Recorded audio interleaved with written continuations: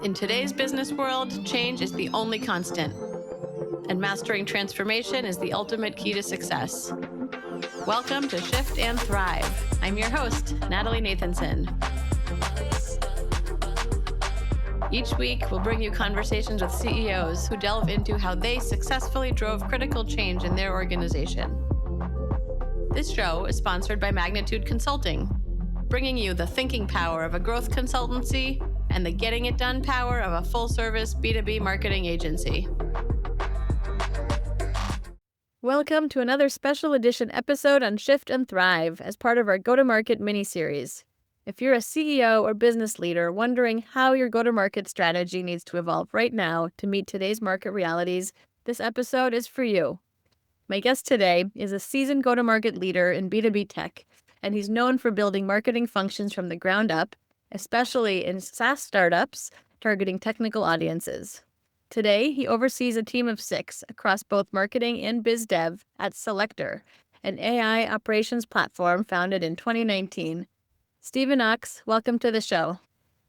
Thanks, Natalie. Excited to be here today. I'm excited to have you, and I'd love to kick things off with a story and some examples from your experience. So, you've previously talked about the importance of getting off the beaten path, especially when it comes to go-to-market and, ditching some of those cookie-cutter playbooks. So could you share a go-to-market example that really shifted how your team was able to engage with the market? And then we'll dive into some of the principles that emerged from that. Yeah, sure. So, as you mentioned, most of my experience has been in, SaaS startups, right?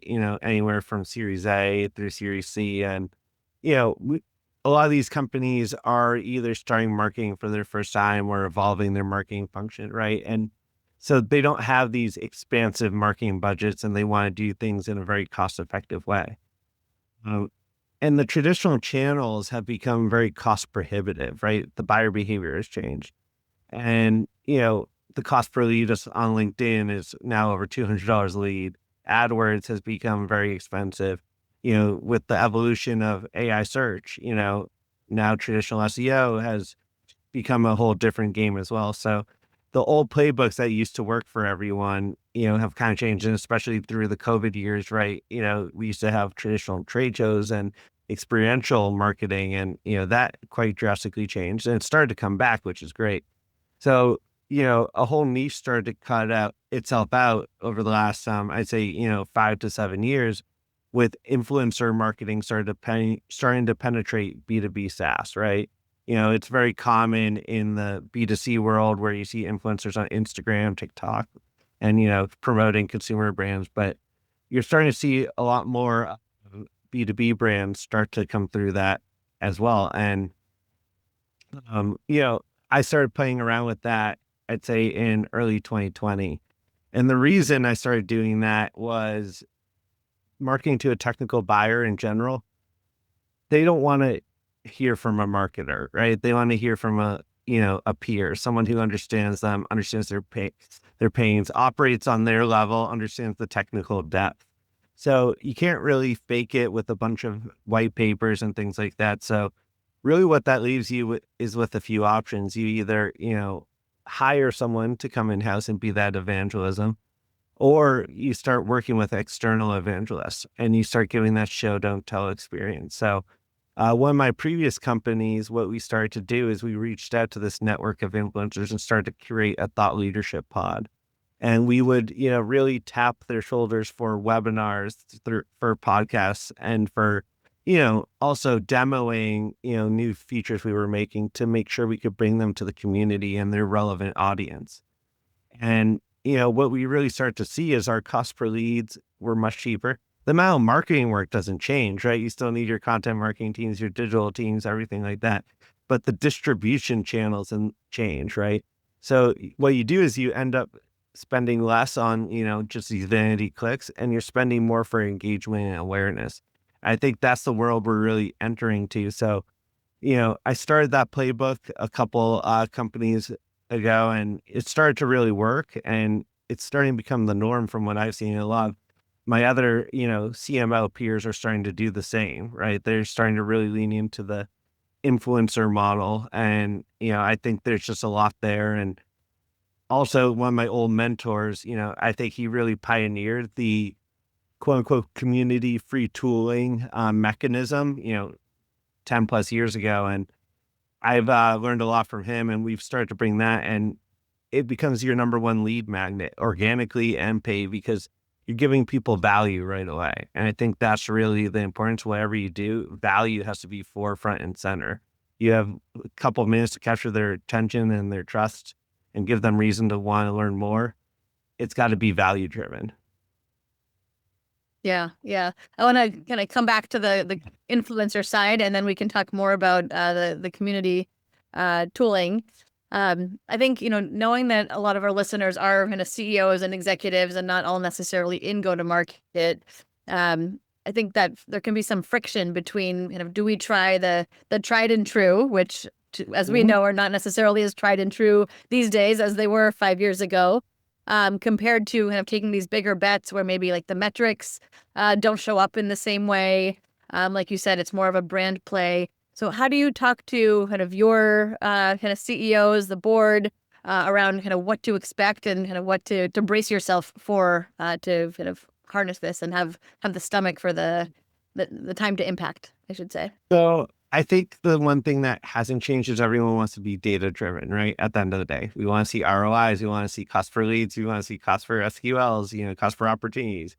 And that doesn't change. I think what you have to do is be willing to dig a little deeper to extract that information, right? So we use Fathom as our AI note taker, right? So, I have my team coming through the calls, the AI notes, and, we also trained our BDRs and our sellers to ask like, hey, how did you hear about us? How did you find us? And I've had to have that very conversation many times, right? Like I have a couple influencers on my team today, and, the question comes up is like, hey, is there impact going beyond just brand recognition? And like, we're working with that cool guy, right? And the answer is yes. I've been on so many calls this year that say like, hey, I saw XYZ's post on LinkedIn talking about what you guys are doing, and I want to learn more. I want to see it, right? And it's not even on the full product. Like I have some of these influencers developing those free tools for us, right? And they're showing off that free tool. It's just a small component of what we do, and we don't even commercially sell it. And that has driven many, high, intent, bottom funnel opportunities for us. And I think at the end of the day, revenue cures all sins, right? Everyone talks about that. So I think as long as you're capturing that first party information, it helps stomach it. Now, you have to sell it at first because like it's going to be a little uncomfortable, right? Because you're not going to have those immediate leads probably on day one or day two. And the conversations I've had to have is like, hey, let's do this as a pilot. And let me hire someone who's versatile enough that if it's not just the influencing, they're impacting the business in other ways, right? So I truly believe in building a multifaceted team in general. None of my people do just what their job is. They go far and above what that is every day. Just the nature of a startup in general, right? Everyone's doing that. But I really look for people who are willing to go beyond, what was staying in their job description. And everyone we brought on has been that kind of player for us. So it's worked out really well that, hey, if they're not making impact through just influencer leads, they're making an impact in other ways, doing customer trainings, going on site, evangelizing our customers, getting them excited. And there's a lot of ways to go through that. But what I've seen in general is, the person's salary is far less than me spending over a year's worth of digital media spend, right? I still spend on digital media, but I'm not spending on that being the only way I'm generating leads. And, that was the playbook 10, 15 years ago. Hey, you have to do SEO and you have to do PPC. And if you're not doing that, you're not going to get leads, right? And throw in trade shows in there too, and content syndication and whatnot. But, Yeah. well, we'd spend exorbitant amounts of dollars on those, and it could take a long time in nurturing to get value out of that. Content syndication, I've always had a love-hate relationship with, right? Did those people actually read the content? Do they remember you? Is that going anywhere? Or are you just building a database of names at the end of the day, right? Influencer marketing, at least, you're growing your reach at the end of the day because not only are you expanding your own brand's reach, you're getting reach through these other people as well. I mean, if I could, I would hire, much more of them because again, I think the value they give and the trust they have from the community is unmeasurable, right?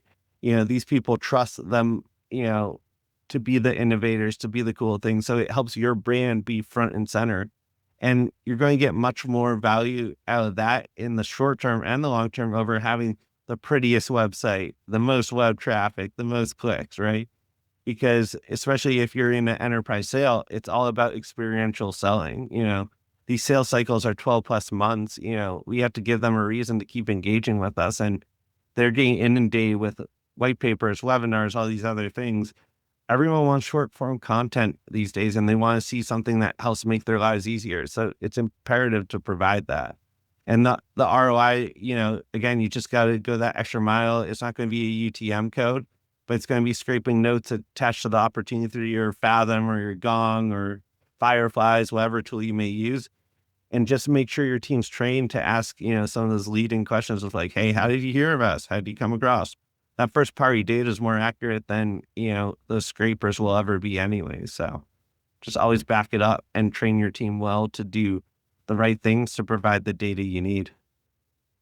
Yeah, I think that's so important that like understanding those metrics will look different, as you say, kind of training the team to kind of get at that and see the value in bringing that forth in a systematic way is so important. And I think these kinds of techniques will only rely on them more and more, right? As there's more digital noise, as there's more lack of trust of knowing kind of is what you're looking at real, right? Having the real people, trusted community members is so important. And as you were talking about, like this important of multi-channel engagement and not putting all your eggs into kind of some of the kind of more traditional paid tactics. It's the kinds of things we've been preaching for years, but now I think we're seeing the impact of the organizations that are doing that well. Yeah, you don't abandon it altogether, right? But it's just not your primary anymore. And, there has to be a comfort level with it all, going back to getting your C-suite comfortable with it. Some of our influencers post content that's, not to the traditional corporate marketing, right? It's, very ad hoc, it's very hacky, and that's okay. You just got to strike a balance that they're still posting content for your brand, but also let them be them too, right? And, you just got to make sure you enforce certain quality standards. That's been a journey for us is that like, hey, like it's not a bad thing to give them feedback. It's not a bad thing to ask them to take a breath, and just make sure that you're giving them creative freedom, but you're also coaching them on like, hey, these are the important things for our own reputation as we're going through commercial sales cycles. We need to make sure our audience feels this way about us, right? So, you know, it's a new muscle for a lot of people. It's been one for myself. I'm constantly learning and evolving for it too. Because again, you want to make sure these guys are happy because their whole job is their persona, right? So if you strip them of that passion a little bit and make that difficult for them, it's not going to come through in the content they're producing, and they'll just go out elsewhere and someone will snatch them up for that value, right? Um, you know, at the end of the day, people are really starting to think different. It's not only, one or two people every brand's looking for. So if they see a brand doing successfully and that person, isn't having that same joy they did on day one and day later, another brand in your same space is going to gobble them up in a hot second. Yeah. I think that like notion of being uncomfortable or being comfortable being uncomfortable, you talked about it. I think it's just prevalent, across the go-to-market world and unfortunately the world more broadly right now. I find on the kind of the influencer front, in B2B, there's a lot more comfort level with kind of partnerships and kind of that those give to get kind of relationships, which in a lot of ways, the influencer motions are not all that different, right? There's some nuances to it, but you're used to inviting people in your network to be on a panel at an event or on your webinar or right, co-creating content. So it's really kind of a next iteration of that. And I find that sometimes helps make it feel kind of less scary and just kind of another step in that journey. Exactly. They're doing daily content, but they're still doing those roundtables, those panels, their webinars. And that's, again, making them valuable in other ways, right? Like, I make them responsible for that, and they're also responsible, because we employ technical influencers. They're responsible not only for creating the free tools, the content, etc. They do demos and intro calls for us. They show up, for those customer prospect facing calls. And, again, that's making them versatile throughout the entire cycle. And, you know, some of our prospects get excited when they see the face, right? They're like, oh, wow, I'm kind of a fanboy right now. And they admit it. They're like, got your book, got this, got that. And, I feel like it also makes the conversation for the prospect a little less daunting too, because it's like, oh, I get to meet like kind of a pseudo celebrity in my space, but it's not just another sales call. So For sure. Before we move off this topic, I just wanted to touch on more of the practical how-to. Could you talk about like how do you find them?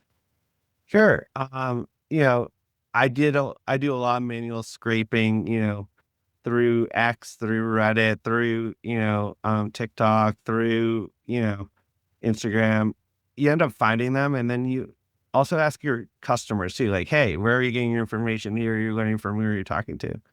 And it just kind of starts to pop up, right? And you got to find them in the right space in their career. Like, hey, they're at X company, they want to get out of the red tape a little bit because, at a big brand, they're not going to have as much creative freedom, right? So you got to just kind of meet them where they are. I was fortunate enough at Selector, right? Our influencer, he was already brought on before I joined. I didn't have to do that recruiting, but we've been looking for others, right? Since, and having him here is a good catalyst because he's introducing us to his network, right? And other folks like him who are interested, who have the same or bigger reach. And, you just gotta kind of do the grunt work yourself. It's not going to work through a traditional recruiter. You got to know your space, know your industry, who's putting that info out there. It's not harder than a quick Google search, some scrolling through social media, some keywords. Uh, it's all about being willing to do the groundwork yourself too, to find these people. At one of my previous companies, the way we maintain a list of influencers. We didn't employ them, but we had contracts with them, right? To do like case studies, webinars, podcasts, etc. posting. We didn't bring them full time in house. It didn't make sense at that company, but it was just a constant effort we had to keep our Rolodex up to date. And you just gotta put that DNA into your team of like, hey, as you're consuming content, you find someone interesting, throw their name down on that list, right? Someone we can engage with. And I found that we got to move past the traditional webinars and podcasts, as you know. So like getting these people to go on who have that audience and that reach, it's not just a brand thing.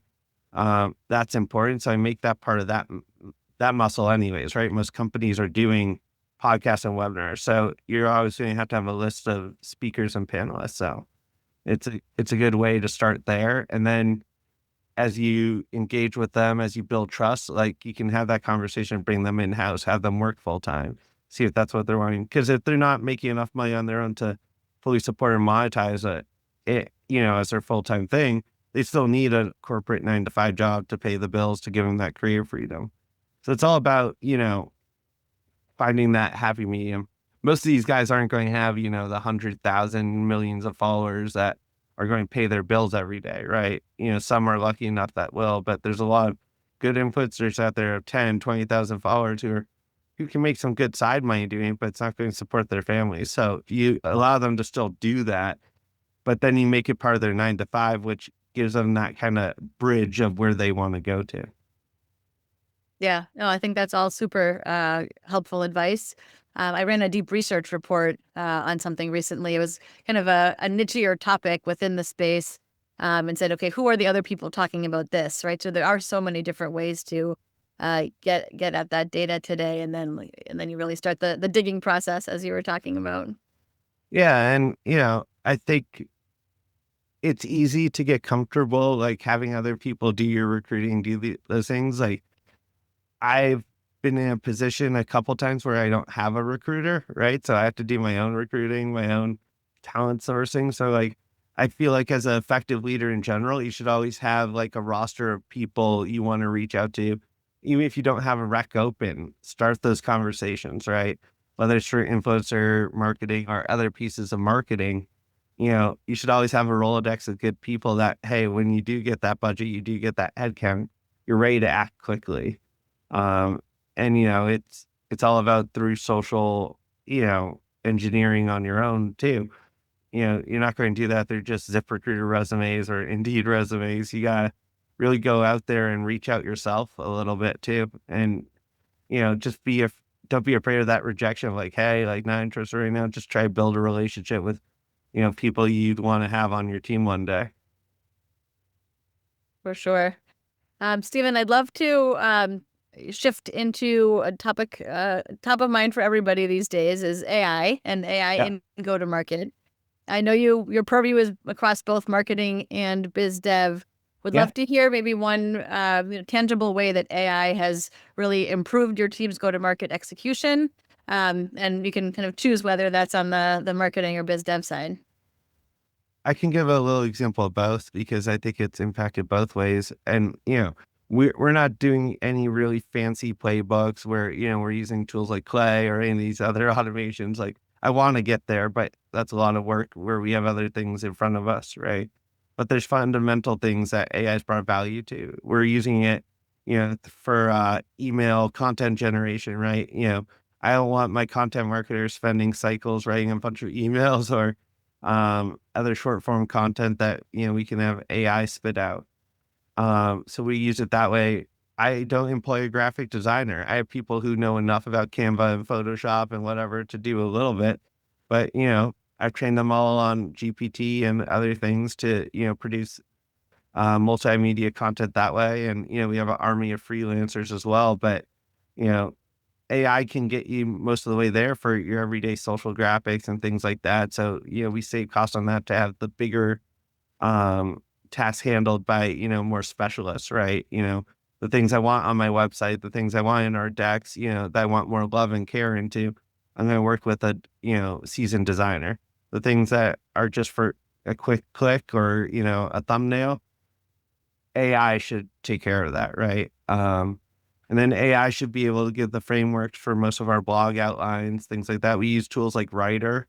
I love Writer. I think it does one of the best jobs of like actually creating like blog formatted content, better than GPT or Gemini or Grok, just because like it looks at it as an article and then it asks for the SEO questions and everything else. So I think it does a really great job. It's relatively cheap. I pay like $18 a month for it, um, and get a ton of value there. So from a marketing standpoint, we're using it for content generation and design.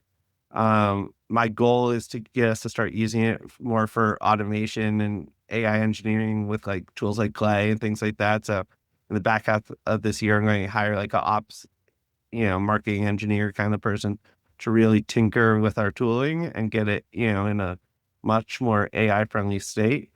From a biz dev perspective, AI has been super important in a few ways, right? Fathom has become such an integral part of our sales stack. When I got here, like we just had Salesforce and HubSpot. We had your traditional tools, but like they weren't optimized, right? Um, and we employ like pretty enterprise level sellers, so we're not asking or expecting them to take detailed notes. It's not realistic. So we implemented Fathom and we love it. Our CEO watches our Fathom calls, our CRO, our CTO, gets quick notes, gets quick understanding. So it helps the BDR provide value because they, hold and ensure that the Fathom note takers on all the calls, from the top of the funnel, and our BDRs are involved all the way to POC. So, we have in-depth notes, really all the way without relying on people pen to paper, then the Salesforce, then in a spreadsheet or where have you. So Fathom's been huge. And then also for us, we use a tool called Swan, which I think's been really impactful.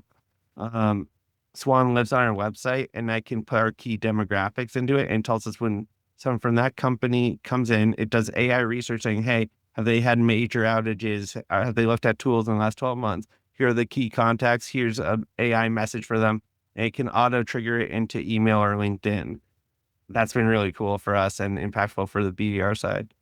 And then also, we use some of the native tools within, Outreach, that they have their own AI, now.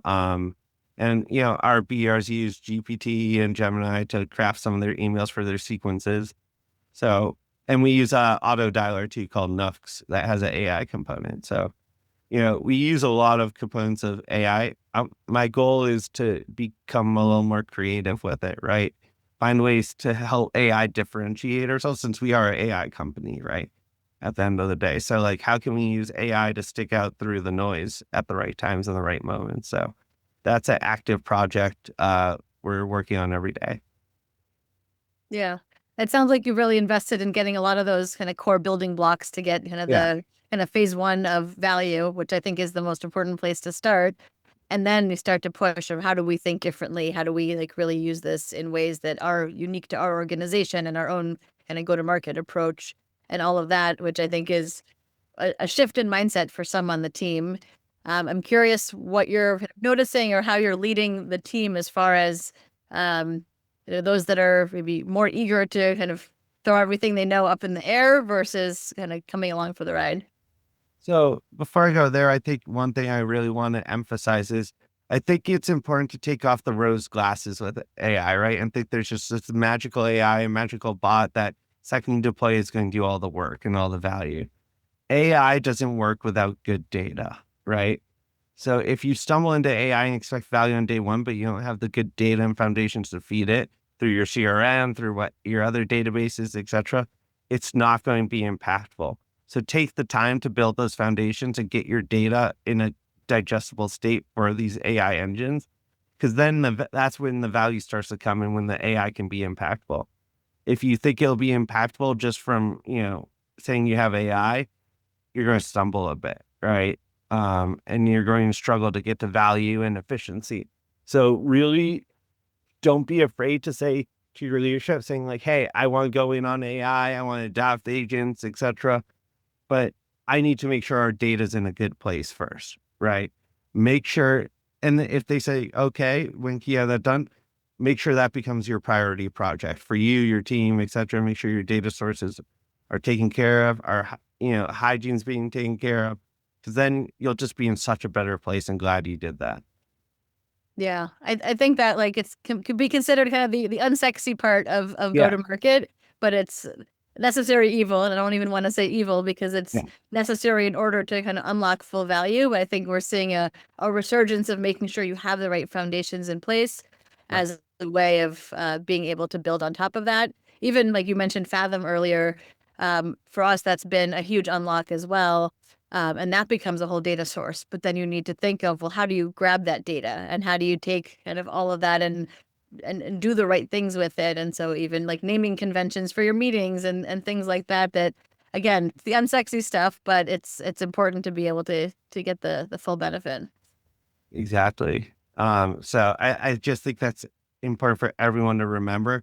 And when you're building up a team, like you gotta have that grace, right? As you're doing that, because you can't just all of a sudden expect to deploy, all these systems and tools and them work perfectly.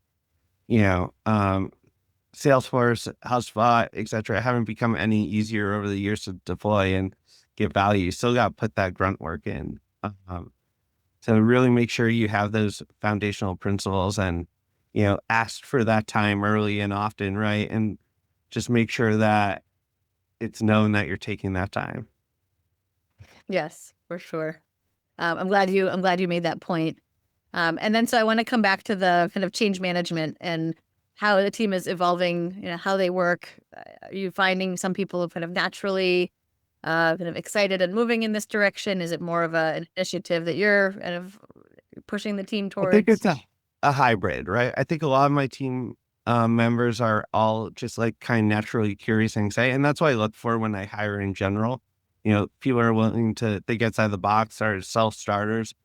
So I didn't have any kind of AI mandate or anything like that for my team, but they're all doing it themselves and they're very open about it. And I encourage them to do that, right?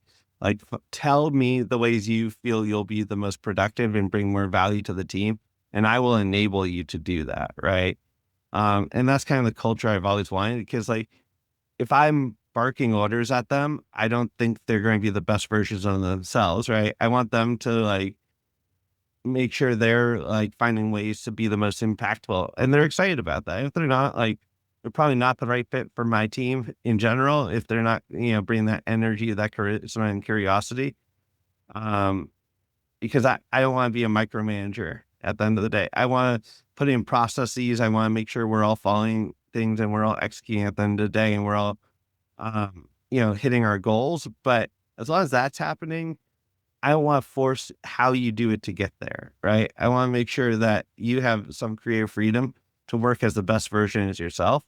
Because if you can't do that, you're not going to be happy doing your work at the end of the day. You're going to be miserable doing those mundane things that everyone dreads, right? Like data entry, things like that. Like, it's required, but if you find a better mousetrap to do it, whether it's through AI or some automation engine, et cetera, and we get the same result, bring that to me. I'll gladly empower you to do that. So I don't think I've found much resistance there. I think what I've had to do at sometimes is remind people like, hey, don't kill yourself trying to make this perfect. Don't kill yourself trying to, do these little less impactful tasks that AI can do for you. That's preventing you from doing a bigger thing. That's the message I always try to send to them where I do enforce like AI usage and things like that, is like, what is holding you up right now that you could have leveraged AI for, that then we could move to that next bigger thing. So like, I look at AI as a change management to unlock more than to be the mandate, if that makes sense. Yep, yep, it definitely does. And I'd love to shift into a slightly different topic. The sales and marketing alignment is kind of an age-old discussion, but especially given your purview and having, both marketing and biz dev under your umbrella and working in kind of startup, high-growth environments, what does that good alignment look like in practice for you these days? Yeah. So I've had the benefit of always having a good relationship with my sales leaders. And I've also had the benefit of inheriting biz dev at now 3 or 4 companies I've been a part of. I think really good sales marketing alignment starts with understanding the common goal, right? Like, hey, what does success look like for all of us, right? Like, how does this make us all money? Because at the end of the day, that's how they're all motivated, right? Is how are we going to be successful? How are we going to earn ourselves a bigger bonus, bigger commission check? How do we work together on that? And then I've always treated it like, hey, how can the BDR take away some of that grunt work I know you don't like doing, right? Um, and that's helped us a lot. And especially where we ask our BDRs to be, involved really until POCs are agreed upon and really a part of it. We ask them to be part of the nurture and, like, hey, focus on sales guy, focus on the opportunities you're going to be closing right now. We've got you covered on the follow up. We'll CC you. You'll be a part of it. And by the way, if you tell us you want to own this particular prospect, you don't want us doing that, all good. Do that. We're okay. Right. It's all about communication and speaking, a mutual language at the end of the day. And the benefit there is like, hey, we know exactly what happens to every lead, exactly what happens, where it sits in the funnel. At any point, you can pull that up, have notes, etc. And then the sales guy, feels value that like, hey, I can spend the time closing. At the end of the day, that's what I want to be doing, right? Um, And, the collaboration really comes from like, hey, here's target accounts, here's messaging, here's people we want to get into. And it's really worked really well because, you know, a lot of your sales leaders in smaller sales orders, right? If you're a high growth company, you don't have a massive sales org. So your CROs and your VPs of sales want to focus on their pipeline and closing. They don't want to manage, the cold calling process, the email process. So like, I look at that as a chance to, build that, sharing of responsibility relationship between us that like, hey, I'm going to take this off your plate so you can get focused on that bats, right? And everything else. And it's just been really natural. And not everyone feels that way at the end of the day. Like I've had a lot of marketing leaders asking like, why do you want to own biz dev? Like that sounds miserable. Like, that's more pressure on KPIs that you can't control, XYZ. I don't look at that. I look at it as like, hey, we've built more true unity from the top to the bottom of the funnel, from the whole, intro to close process. So like if I roll out like a new playbook or new stages in the opportunity cycle, new requirements, like I know they'll get taken care of because my team's partially involved too. And I know there's mutual respect and mutual understanding about it. So it's worked really well. I know other leaders who feel the same. I know some leaders, again, who they just want to focus on marketing, and that's great. And I think it's all, the kind of product you're selling, the kind of sale. I think the more complex sales cycles, you got to be flexible in how you do it. But it worked really well for us, at Selector. When I started, we just started our BD function. Our CRO was like, "Hey, do you want to take this over? I'm really swamped." I said, "Sure thing." At the time, we were just outsourcing 2 BDRs at, 4 hours a week. 4 hours a day each, not a week. And, before we onboarded them, we were doing 3 intro calls a month. Within 2 months, we were doing 30.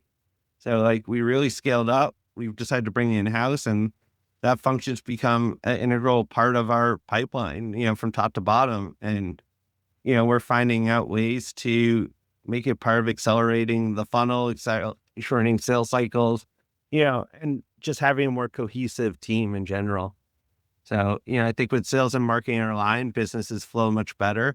And I think if you have a mutual success stake in that dotted line, it kind of builds that connective tissue. Yeah, I think it's so important. And, I think the functions are converging much more and increasingly will continue to move in that direction. Even just having greater awareness of the two different disciplines, I think already goes a long way. Like I've worked with a lot of CROs that come from more of a sales background, don't know too much about marketing outside of the areas that they've been directly exposed to when they were a rep or sales manager. And the best ones are the ones that like came in with a lot of curiosity to really want to understand what are the parts of marketing that they didn't understand. How can they best work with marketing? And then those organizations really see tremendous benefit. Yeah, my CRO and I, we talk like a couple hours every day, and we're always working like, hey, can we optimize territories? Can we optimize the funnel? What's working? What's not working? What's our ICP looking like? So like we're having those productive conversations. And then he knows I have that covered, so he can focus on the closing aspect, right? Especially when you're a startup, like you're not going to have tons of pipeline, to pad in the beginning, right?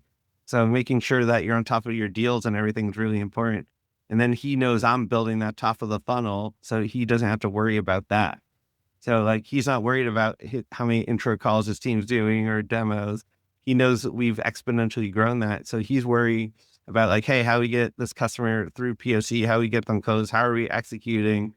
So he can focus on that piece, and it just builds that more productive conversation between the two of us because we both give the updates from what we're closely watching. Hey, this is Natalie, your Shift and Thrive host. After chatting with lots of CEOs, one thing is crystal clear. Leveling up your company means having a killer go-to-market strategy. That's what my crew at Magnitude Consulting does every day. If you're trying to step up your marketing game, whether it's strategizing, accelerating your pipeline, expanding into new markets, or getting into AI and automation, let's talk. No pitch, no pressure, just good conversation. Visit shiftandthrivepodcast.com/Natalie to schedule a time. Can't wait to connect. I want to ask you maybe something a bit more personal, Stephen, on your leadership journey. You've been in marketing and go-to-market for much of your career. Anything that's changed in kind of your own mindset or how you approach marketing that you think has helped how you show up as a leader?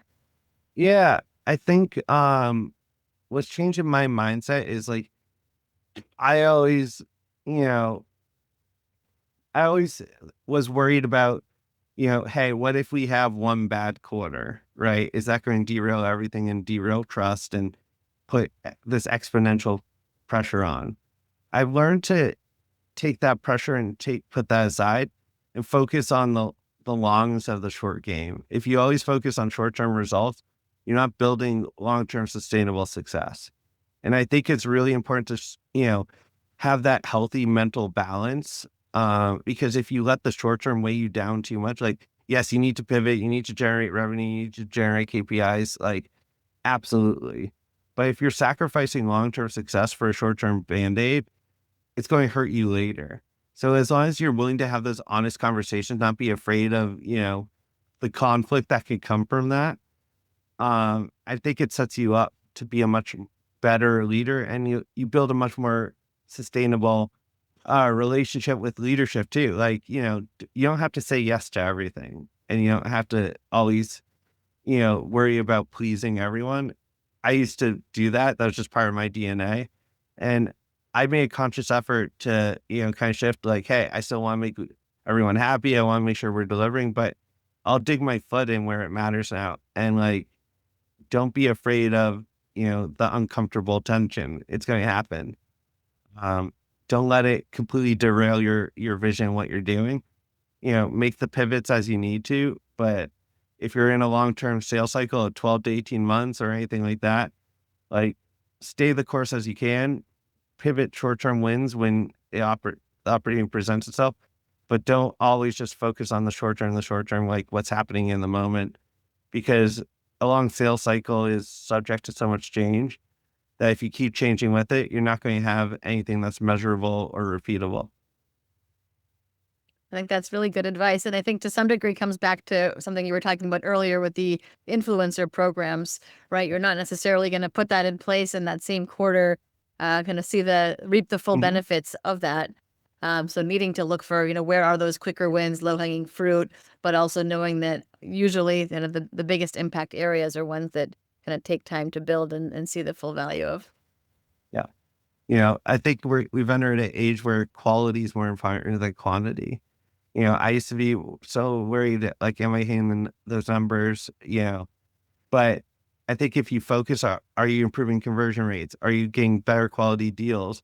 Like, if there's less of them and you're getting more value, that's okay too.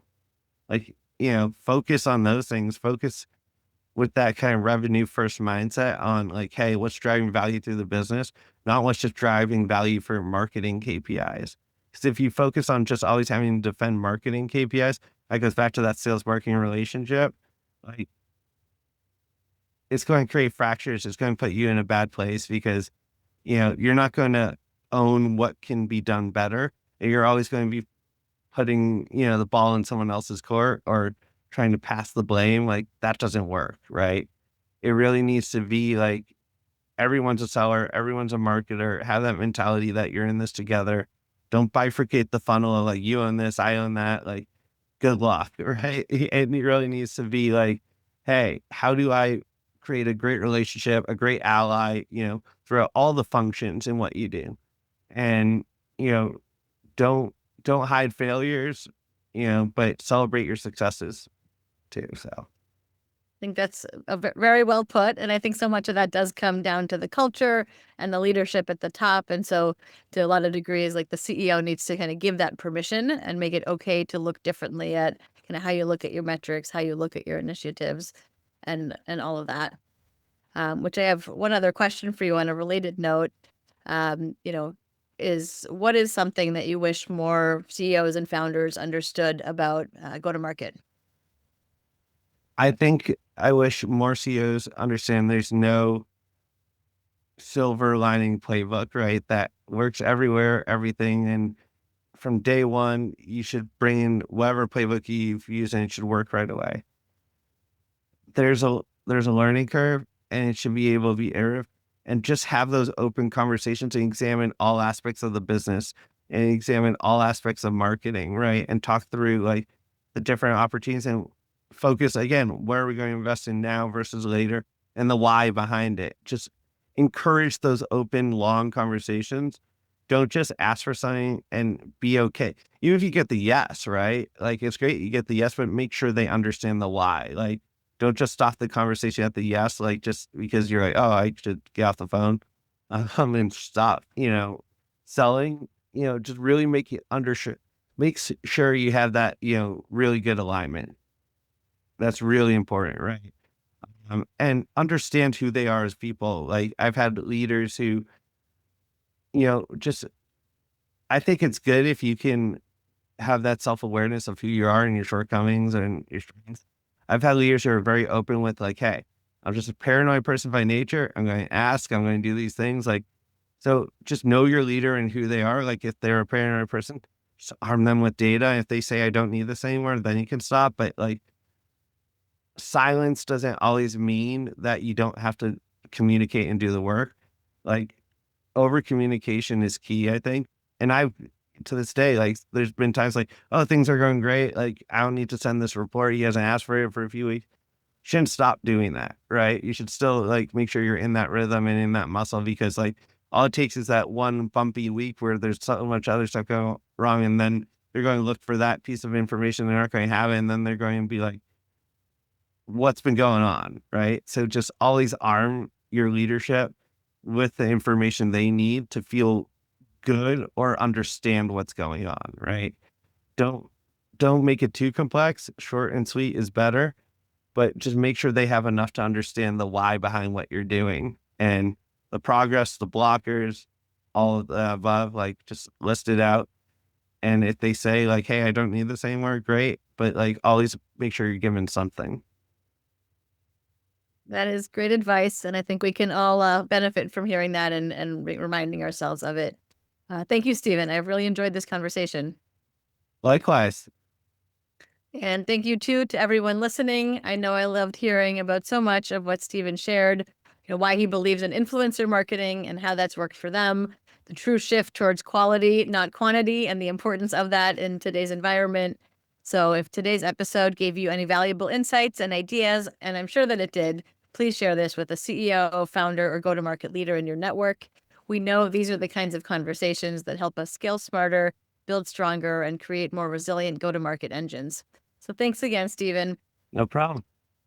This has been another great conversation on Shift and Thrive. I'll see you all next time. That's a wrap for this week's episode. For show notes and more, visit shiftandthrivepodcast.com. A special thank you to our sponsor, Magnitude Consulting, bringing you the thinking power of a growth consultancy and the getting it done power of a full-service marketing agency to help B2B companies fuel their growth. For more information on Magnitude and to get your complimentary transformation readiness assessment, visit magnitudeconsulting.com/getready. Thank you so much for listening. We'll see you next week.